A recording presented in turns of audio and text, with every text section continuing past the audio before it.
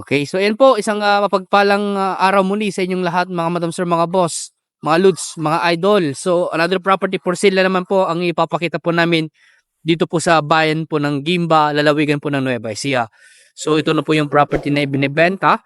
Nasa 9,000 mahigit daw po ito. 9,000 plus square meter. Kulang-kulang, isang hektarya daw po ito sabi ng, may-ari o yung source po namin. Ah, ito po ay irrigated po siya. Okay, so ito po ay, sementado po yung kalsada dito. Ayan, sementado po yung kalsada. Ito po yung way na papunta po sa town proper ng Gimba. Siguro nasa mga, ah, kulang-kulang 10 minutes po driving. Sementado po yung lahat o ating dadaan ng rough road, sementado po. So ito, dito lang po yung may konting rough road po siya na, papasok konti. Dito na po mag-start yung property. Ito na po siya.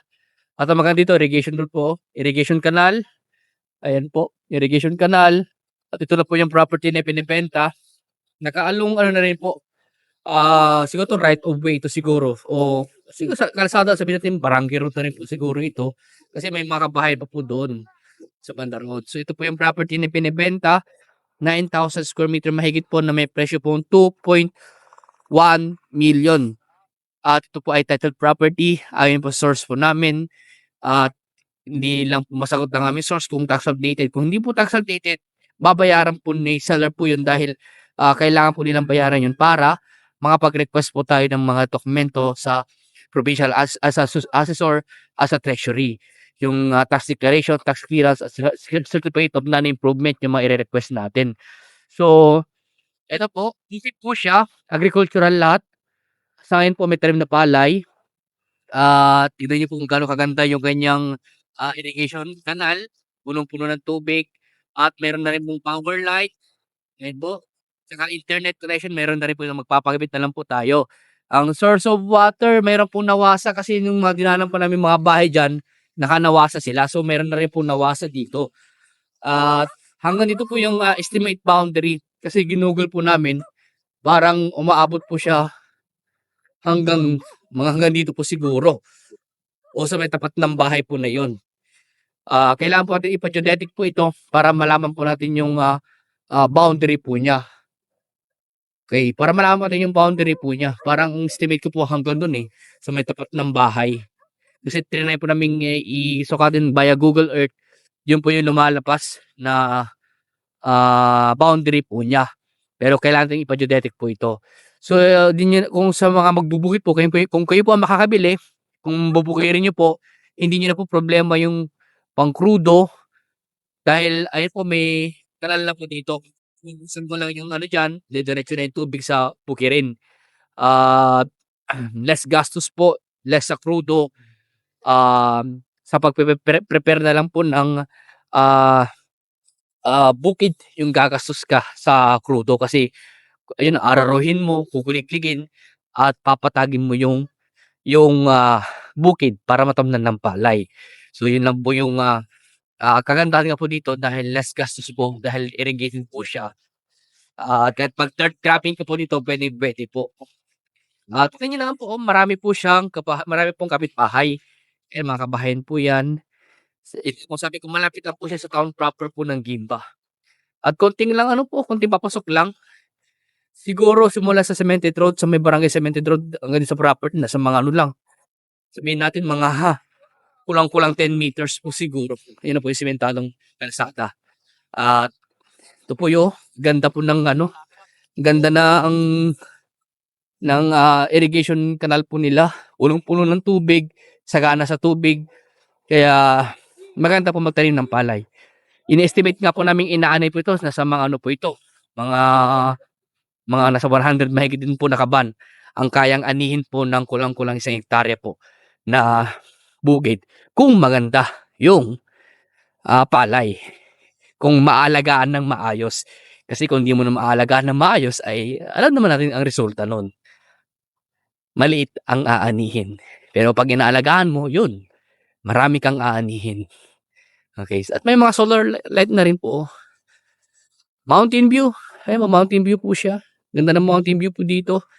Mahangin pa po dito sa area, sa property dahil, Tignan niyo po, puro palayan. May gym do'n, oh, ang ganda ng gym nila, gymnasium. At kabahayan, sementado yung kalsada. Ayan po, yung mga puno ng saging dito. Pero hindi na po part, alam ko hindi na part ng ano 'to, ng property ito. Ayan. So, ito po yung property na binebenta. 9,000 square meter po na mahigit, 9,000 plus square meter.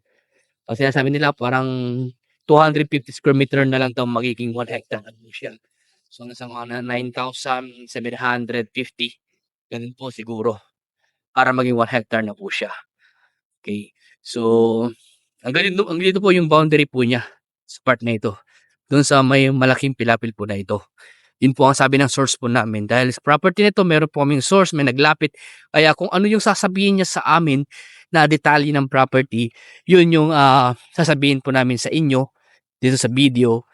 At yung presyo ganun din po. Sila po ang magsasabi po nun. Kaya kung ano yung ano po nila, yun po ang sasabihin po namin sa inyo. Ayan, dito rin po, meron din po lang kanal dito. So back to back po. Pwede kang mag ano ng tubig dito, pwede rin sa kabila. Kaya dalawa yung kanal po niya. Kaya no need talaga, hindi mo na kailangan ng makina para patubigan itong palayan na ito kung sakasakali kayo po makakabili. Okay, so kitang-kita po dito yung ano, yung Mount Bangkay, bayan ng kuya po, Mount Amurong, bulubundukin ng Caraballo, pero hindi po bulkan yung mga yun, hindi po sila bulkan. Okay. So sa ngayon po, katatanim lang po nila yung palay. Ayan, abutin pa ito ng mga kulang-kulang 4 na buwan bago anihin. Pero depende rin po sa variety ng palay po yan. Merong mabilis anihin, merong medyo matagal na anihin. At ang presyo ng palay po ngayon yata, bumaba yata, nasa mga 20 na yata, 23. Ganun po. Dati po nasa 26 na, 27. Ngayon po bumagsak po ulit. Okay. So, sa makakabili po na ito, maganda po dito talaga palayan. Pero pwede kayo mag-residential sa part na yon. Pwede rin kayo magtanim ng mga gulay. Kung ano yung gusto nyo i-develop dito, pwede naman po. Kung gusto nyo tanim ng mga fruit bearing, pwede rin naman po. Tanim ng mga gulay, palay, pwede rin po yan. Nasa sa inyo po yan kung paano nyo i-develop itong property na ito. Kung magtatanong po kayo kung pwede yung poultry piggery, hindi po. Nakita nyo naman po, marami pong kabahayan dito sa property. Kaya, panoorin nyo po yung kanyang drone video po para makita nyo po yung mga iba't ibang part o yung estimated boundary po ng property nito. Ayan. So, sa mga gusto mag-viewing po at makita itong property nito ng personal, mag-schedule lang po kayo para masamahan po namin kayo dito sa property. At kung gusto nyo kausapin yung seller, kausapin din natin para at least may negotiate nyo pa po yung presyo ng property na ito. Ayan. So, ganito po muna. So, please follow and subscribe para sa ibang mga property po na i-vlog po namin. So, maraming salamat po and God bless.